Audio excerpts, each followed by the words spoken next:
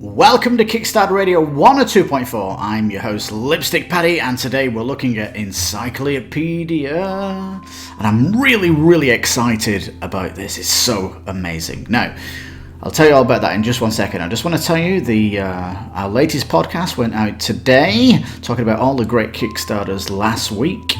And if you get the podcast version of it, you'll get all of the great music on the broadcast too, and trust me, you'll have not heard of these music that I play. It's so you will get an education listening to them, and I hope you really enjoy that. And Encyclopedia, this one will actually be on next broadcast's show, so if there's any updates on this Kickstarter, you'll find it on our broadcast show. Anyway, let's go to this Kickstarter here now. Oh my goodness me, Holy Grail! Holy Grail are in the Premier League of Kickstarters, and they specialise in under $100 games. That they do. The French are in a renaissance of board game design, and Holy Grail are within that branch of amazing companies. Now, Encyclopedia is designed by Eric and Olivier here, and they are behind the museum set collection masterpiece, which felt like a pièce de résistance of set collection. Just an incredible art across that, but that had a bit of Vincent Dutrait on that. Now, Holy Grail looks like they've got some in-house. Is it in-house? I think there's 4 illustration peeps on here, but it does look really nice. It's kind of set pre-Darwin, and you are a set of explorers going out the world trying to record and do research on these animals and all that stuff. It looks charming, vibrant, and really nice, in my opinion. Anyway, it says you're going to set sail to study some of the world's most fascinating creatures and become the biggest contributors to Buffon's Encyclopedia. Now, let's just get the elephant in the room. That is Holy Grail's museum box, and potentially another one. I'm not aware of any other games that are not released, but the comments on day 1 of this campaign, there's a lot of people shouting about games being late on Kickstarter, and it's nonsense. Every game on Kickstarter has been late over the last 3 years. I've even gone to the comments and put a list of games that I've backed that are mega late, 2 years late. So, just saying it's because of Holy Grail is complete bonkers. I've had Museum delivered, no problem with Holy Grail to Mexico, and I have full faith in Holy Grail delivering not only my Museum big box, but this game as well. I am backing this game, so put my money where my mouth is. I've got no problems with Holy Grail. Like I said, I do consider them a top quality AAA Premier League of board game designers. So let's get that out of the way. What is this bloody game then? Lore aside, it's it's a dice placement game with a little bit of set collection in there for good measure. But what I really like about the game is the player interaction. What's going to happen is each player's going to pull from a bag 4 dice and roll it. These dice are almost the workers that you're going to be sending out in the world, but the workers that you assign to your player board, they can be pinched or lynched by other players around the table, and that's what's kind of interesting. So you're going to be looking at what your opponents are doing, what kind of research they're doing, and maybe you're going to pinch workers from them that will help them or help them to slow them down on what they're doing. Although, if you pull a die out of the bag that you really want, for example, this green 6 that's on the Australian continent here for research, that's a really good die to have.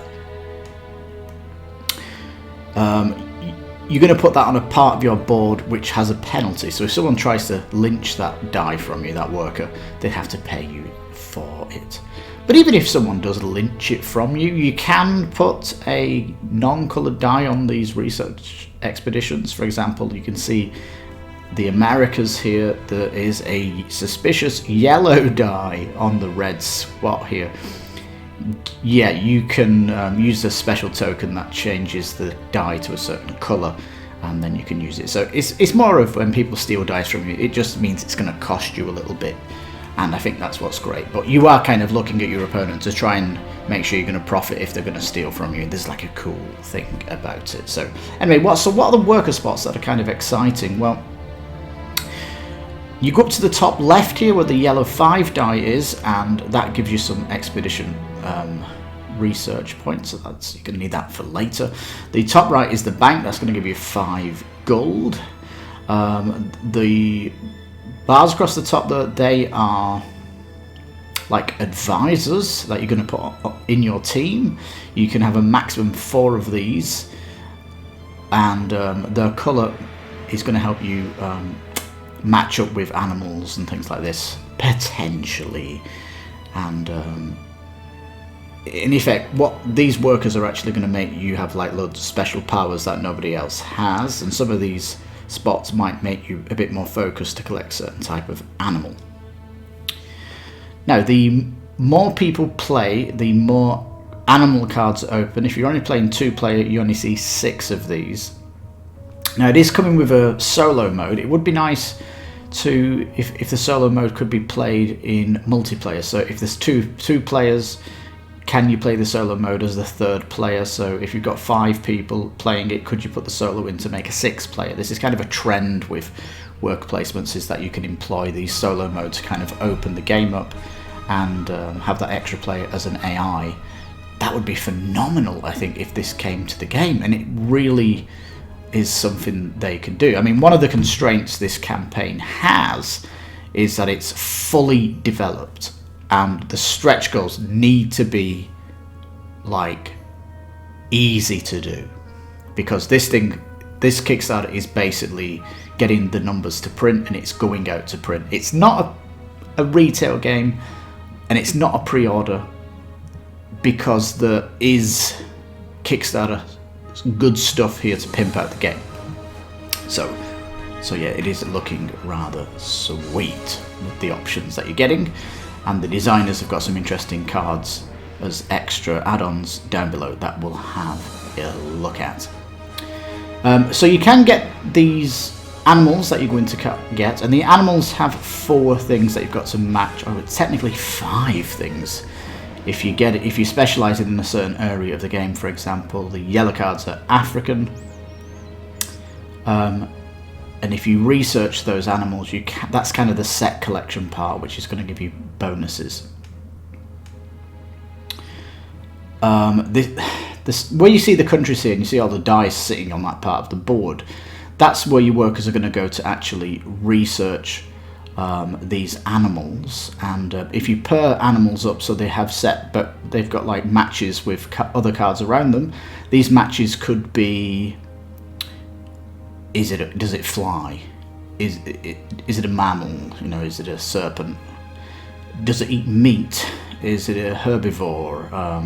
You know, does it live in the trees? Does it live in water? Does it live on land? Does it like temperate? Does it like rainy areas? This kind of thing that you're matching up with them. Because when you research an animal, it costs a turn, but if you've got 2 animals that are matching, or 3 animals, or even 4 animals that you're matching, you can do the research in 1 turn and get like that's kind of how to specialize it and like save turns by matching stuff up. So that's kind of going to be important. And down below here, then, this is final research that you're handing in here, and it will get quite competitive. I've not mentioned at the top there is a timer. It's going to be 6 rounds each, and once all the dice have been used, there's like tokens at the top that open up, and they will give each person a bonus. There's a lot going on here. That's kind of a simple what's happening here, but well, I'll explain it as we go down. The card art is really nice. It's kind of how you would imagine these naturists that are going out there and would have had to have drawn these animals to document them for the universities. This kind of thing. It's all in this classic Latin and all that stuff. I think the only kind of thing I can say about the art, which is a little bit weird, is if you go back to this time period, would they have had such detailed maps of, say, the Americas? And certainly Australia, because if you look at like the old-fashioned maps, the continents don't exactly align to satellite imagery that we have today. Just making that note. I hope you don't mind me having a drink every now and again. I did have someone comment on one of my videos saying, "Stop drinking in your videos." It's like, excuse me, I'm human, I'm not a robot. Yes. Money in the game, yeah. Talk about that as we go down. It says 25 minutes per player, and it is timed. You might be thinking about some of what you're doing, so it is strategic, but yeah, I don't know where I got 6. Why have I got 6 players in my head from? I think I've been doing too many videos this week on Kickstarter. It's 1 to 4 players. Anyway, going a bit bonkers here. It is getting hyped out there, people that are playing it, and even Radho used Richard Ham. He used the "I love." You don't often hear these YouTubers say "love." I love this game, but Radho pulled it out here. It's definitely kind of in his wheelhouse. And I love dice placement games, I really do, and especially one, like this one, where you can take from your opponent's dice. Like, super cool.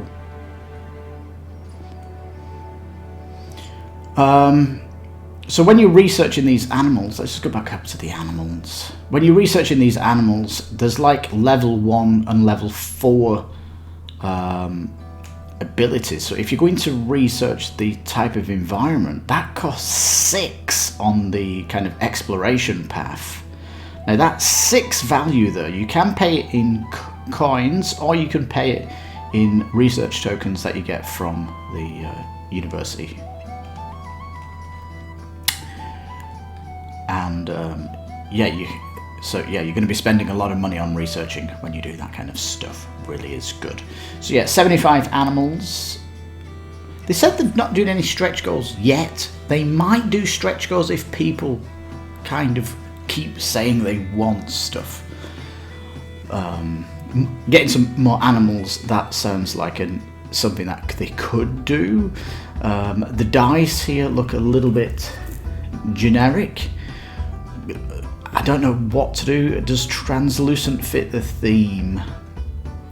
I don't know. Can you make them look a bit antiquated or a bit aged? I don't know. You might have to do wood dice if you were doing that, but that would be a tremendous upgrade, even if it was an add-on to get wooden dice to put it in the kind of the theme.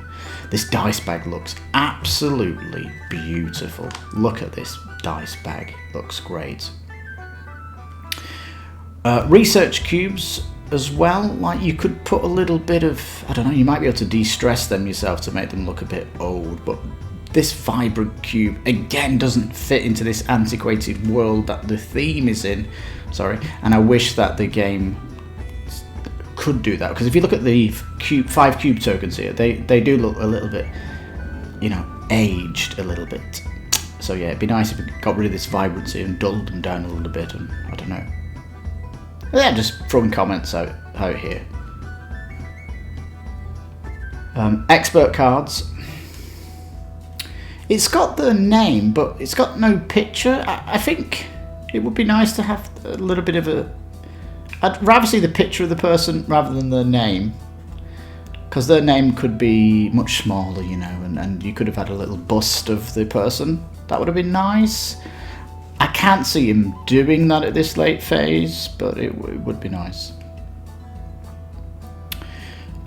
Your reputation token, yeah, you've got a fame track going around the board. These are just to nominate each player.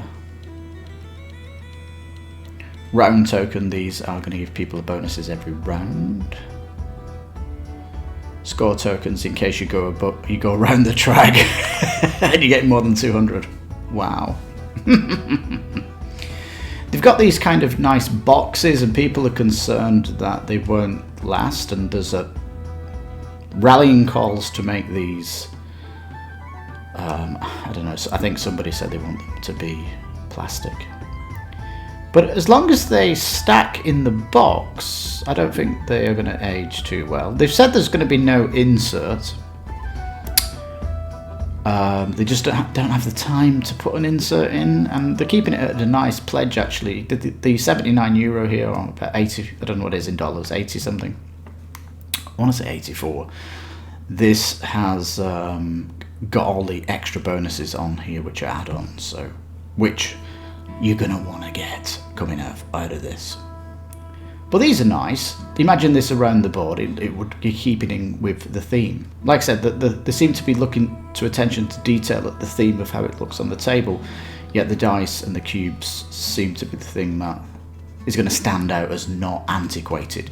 I'd love to see these double-sided character extension boards here have a little bit of a power with them. Like this lady who's drawing here, she might be... You can see she's got a bird on her shoulder. I don't know, could they have certain abilities? Someone could be a banker and give you a bit of extra money when you go there. Someone could be associated with university and give you something when you go there, a little bit extra. I don't know, it'd just be nice to get variable powers instead of them just being a picture, because otherwise it's just fluff, this, isn't it? It's just a little bit of artwork. It's not gameplay specific putting these down on your board, but I would love to see gameplay affected powers on here, even if it's just mild. I think that could be stretched. Indeed. These player boards as well, I'd like to see them have a little bit of a colour. I mean, they've all got this turquoise on. Can we not have different colours here? Like, which player board do you want? Because, you know, some might want a yellow board, and one might want a red board, a white board, or a green board. Just to put this kind of, whatever this ribbon colour is, can we not have that changed? Is that so much of a big thing to have player boards? Because it is a little bit, I don't know, having the same kind of board, it's a bit disappointing, I guess is the word I want to use. But the playboard's nice. The character extension boards fit nicely in, and then on the right there you've got these game aid extensions. These are good. On one side you've got the how to score in the end game, and on the other side, this side we're looking at, tells you how many victory points you'll get. Excuse me. One tells you how much things cost, like researching the game and stuff like that. Now here's the continent cards and 6 AI cards for solo mode. Really wish this could be played in the game. Really do. Right, let's keep going down then. There's some great stuff to come down. Now, the Scholar Pledge. There's these promo cards. These are fossils. And you need to buy these with an actual die number, which is unique. So yeah, these are fairly nice to have on. And they'll let you match areas up, so you can get bonuses in areas. These are really nice actually to have as a promo. If you buff your pledge up though, you get this Magna Interior box. You get sleeves, which I'm in bonus for, and you get this deluxe token set. When we go down, we'll go down and it'll explain all that. It will explain it. We just need to go down to where it explains. So this is the expansion. 15 legendary animals. These look really cool. Look at these. They represent mythical creatures from all over the world. So yeah, they're really fun. And it looks like you can claim these by spending research points. They're going to be expensive, but they look like they're going to give you a bonus at the end of the game. So if you are collecting these Asian purple cards, you might want to get Meh Tech here, because he's going to give you a big bonus at the end. That could be worth 10 victory points, for example, Meh Tech, if you get this card. So these are really, really cool. Now, extra challenge to your games. Now, the game has a weight of around 2 to 3 on the BGG weight scale, so it's like mid-weight. So these might push it above 3. around 3. Changing conditions that make the game harder or easier, depending on how lucky you get. I like this because it's kind of in the theme of museum with these, you know, the newspaper and world events happening. I really like it. There we go. Magnet Interior also adds a set of new expert, it says. Yeah. These are good, like I say, they're giving you special powers that you can use. And some of them are one-time use, that's the lightning bolt, I think, and obviously you've got the infinite, these are kind of be used all the time, so deluxe set looking really good. $18 gets you metal coins. It also upgrades your first player token, and all the tokens go to wood. This is really nice. Cards, it says, are 100. They are 100, whatever they are, gram. How do they say cards? Micron. There we go. I love buying cards off the Kickstarter side. So, yeah, the deluxe pack's going to have them in as well. So that's a fantastic thing. So let's just go over that briefly then. What are you getting on the add-on? You are getting the promo cards, which are the fossils. You're getting the legendary animals, which give you can really help your end of scoring. You're getting these event cards, and you're getting a new set of experts. So this is all extra gameplay content, fantastic. And you get the deluxe set, which pimps out all the components and the coins, first player token. So you are now sitting on this €79 pledge, which is great, because, you know, potentially the way they're framing it on the Kickstarter, it looks like this is going to be like a €15 box expansion. It looks like the tokens, this token set's also going to be potentially another expansion, and the sleeves are probably not going to be an expansion. That's just something they're offering on the Kickstarter, so really, really good. And it says it's going to be enough for every card available in this campaign.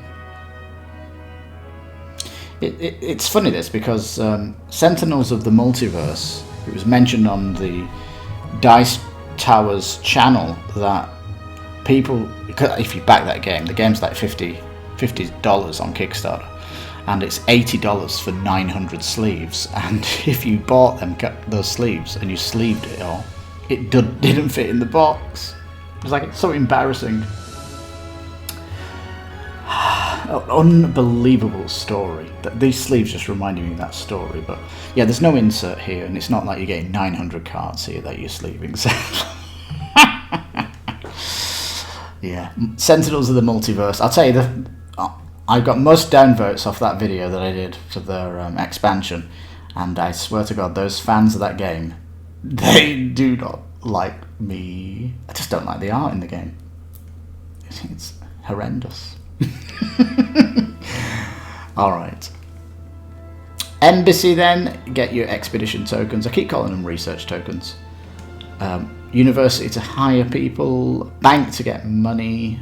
If you go to the bank first, you actually get the first player tokens. That's nice. The board art itself is really lovely. Some people are requesting an add-on for a play mat, but I'm only for play mats if they're bigger than the normal board.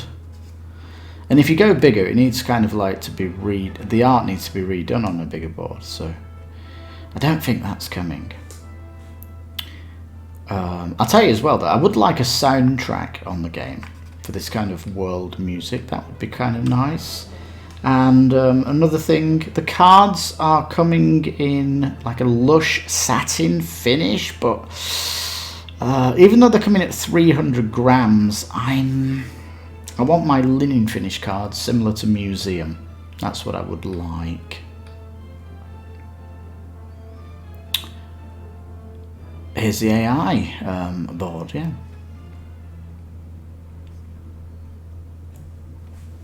Oh my goodness me, look, Encyclopedia comes with a solo mode as standard that can be also used to add AI players to your normal games. Oh my god, right, scratch that one off my list, doesn't need that, already got it in. Fantastic, peeps, this is amazing. This is like a trend we're seeing on Kickstarter with Euro games.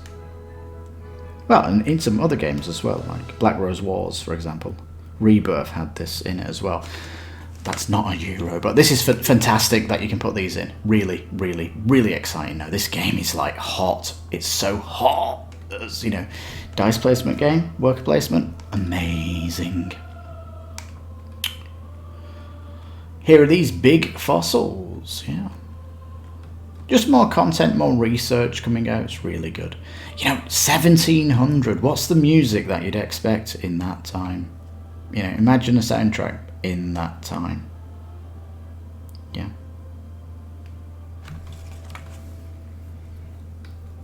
Alright, so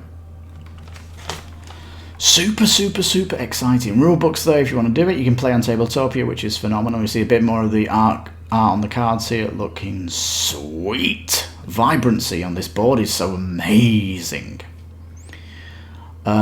This game is like almost finished. They're ready to go to the to place the order. So yeah, like I said, these stretch goals need to be easy to work.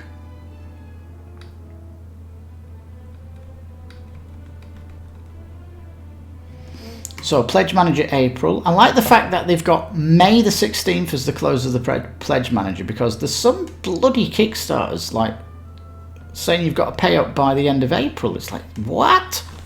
Like, give us some time to pay for it, you know. Have you seen how busy Kickstarter is?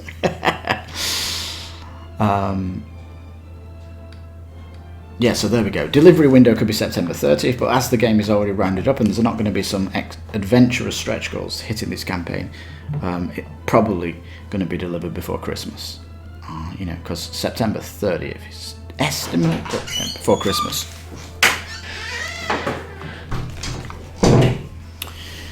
That was my wife just coming in, sorry about that. Yeah, I'm recording, so yeah.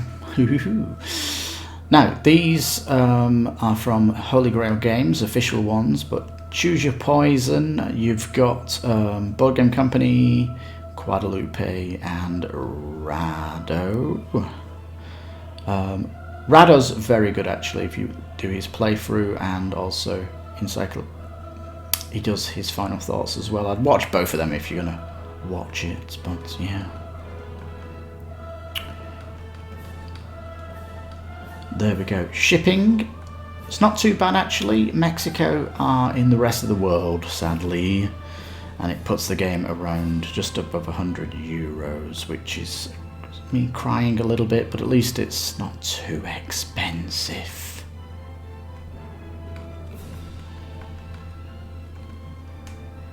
Alright, let's go up and look at the FAQ. You can $1 pledge, yeah, but you're going to have to pay up in short order. French Hungarian is a language. It's interesting, isn't it? They are going to be doing PDF rules in German, Polish, Portuguese, Italian, and Czech. Why is it Hungarians are getting support? I have no idea what that's about.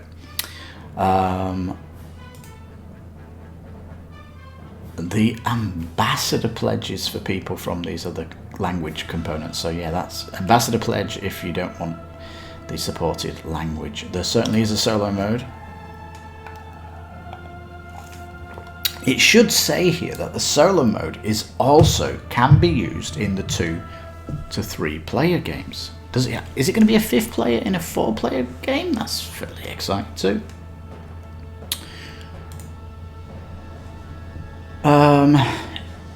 Holy Grail Games exclusive. They're just not probably going to be at retail, but they'll be at the web store. This is becoming normal to put stretch goals as put them in web store, and that's really, really good. The expansion for the legendary animals and the extra cards, that's going to be HGG exclusive, and the coin set and the sleeve set. Alright, cool beans. How will the game be available soon? It is an advanced phase of pre-production. That's why. They could have kickstarted this maybe last year, but didn't. So they are pretty much at the end of their process. Similar to Kickstarter last week, the Jurassic World thingy, Island Nuba thingy, that is just a retail game. That's at the late phase of pre-production with no anything to pimp out that game whatsoever. It is a pre-order. I still feel like this one is a bag because you're getting those exclusives. Where are the games being produced? The land of power cuts, the land of COVID, the land of quarantine, that place.